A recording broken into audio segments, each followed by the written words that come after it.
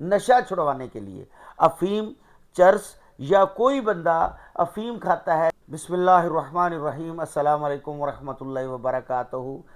आज का जो मेरा नुस्खा है नशा छुड़वाने के लिए, अफीम, चरस या कोई बंदा अफीम खाता है, कोई भी नशा इस्तेमाल करता है, हत्ता कि बीड़ा इस्तेमाल करता है और वो छुड़वाना चाहता है, आते हैं नुस्खे की तरफ। आपने क्या करना है, लौंग, दुनिया की सबसे ताकतवर जो ग़िज़ा है वो लौंग है, और इलायची, इलायची खुर्द, सब्ज़ इलायची भी इसको कहते हैं। आपने क्या करना है, लौंग, इलायची और हींग, हींग जो है ये सब बराबर मिकदार में एक एक तोला आपने लेके इसको सफूफ कर लेना है। सफूफ करने के बाद इसमें 5 तोले आपने डालना है मगज़ अरिंड, एक अरिंड उसको बोलते हैं, और उसके ऊपर जो छिलका सख्त है वो उतार लेना है। और 5 तोला इसमें एक एक तोला वो चीज़ें लेनी है और 5 तोला ये मिक्स करके इसकी आपने 2 दाने या चने के दाने के बराबर गोलियां बना लेनी है।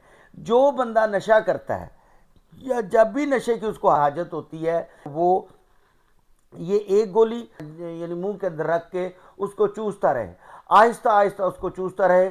अल्लाह के फजल से, अल्लाह पाक की रहमत से, ये वो मेरा सीने का राज था, वो मेरा नुस्खा था जो मेरे मामूल मतलब है और मैं दवाखाने पे चलाता हूँ।